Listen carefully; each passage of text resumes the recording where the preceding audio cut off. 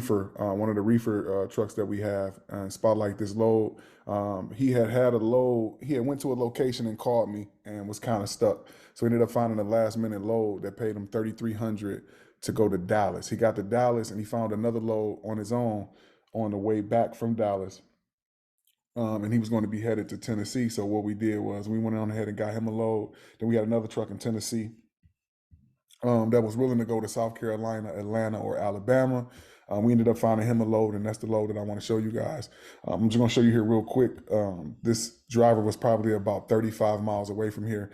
He actually lives in Decatur, Alabama. He was going to go to South Carolina, but we ended up finding another load. And with this other load, it was going to Georgia. So what we did was we was able to get that load. As you guys can see here, that load is 261 miles. And I'll give you guys the details of it. This is going to be a load of cooking oil, 40,000 something odd pounds, that kept at about 34 degrees, right? So what we did was we went in, we found the load. I spoke with the young lady, which was the broker. I ain't even the camera. I spoke with the young lady that was the broker, and we were able to negotiate. This load was 261 miles. I think they were offering $1,000. I was able to actually get this load up to 1,300. How I was able to do that was by negotiating. I went in with a set price. My price was kind of high. I shoot high. I asked for 1,500. We negotiated it and we came to an agreement at 1,300. So my carrier is going to be traveling 261 miles for $1,300. That's about $4.98 a mile, if I'm not mistaken. Don't quote me on it, which is great for him.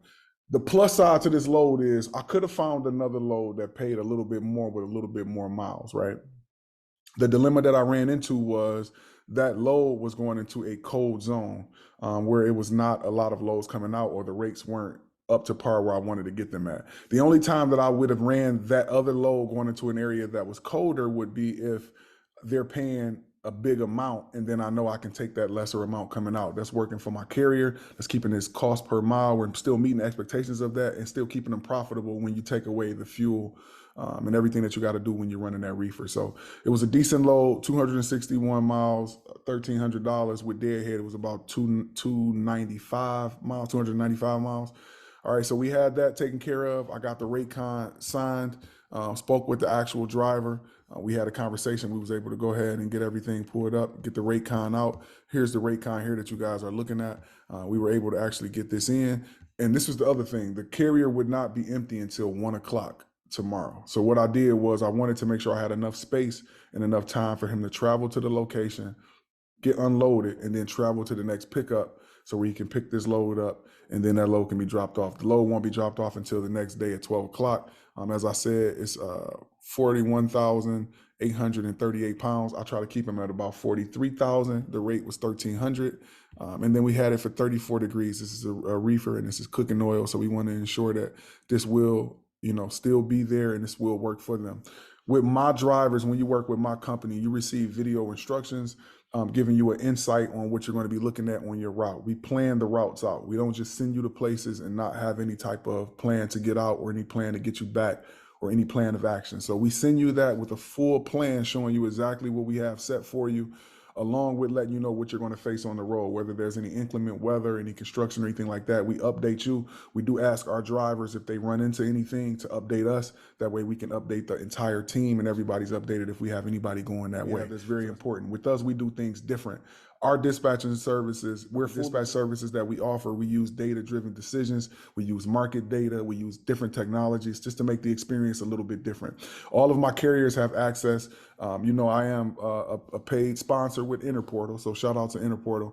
What we do is we definitely, offer the carrier dashboard and the driver dashboard as an incentive for working with our company. So if they're an owner operator and they're driving, we're giving them access to that carrier board and that driver dashboard. If they're just a carrier and they're sitting at home, we're basically running the dispatcher services for them. They have access as a carrier to see the business as a whole, and their drivers, each driver that they have will have access to there, and they're able to go in, look at their pay, see exactly what they ran, the rate cons, the mileage. They have all other things that will assist them as well to help them find truck stops, truck washes, hotels. It shows them gas mileage. Everything is in there within the portal. I'll do a separate video on that, but I wanted to show you guys the rate con that we got for that.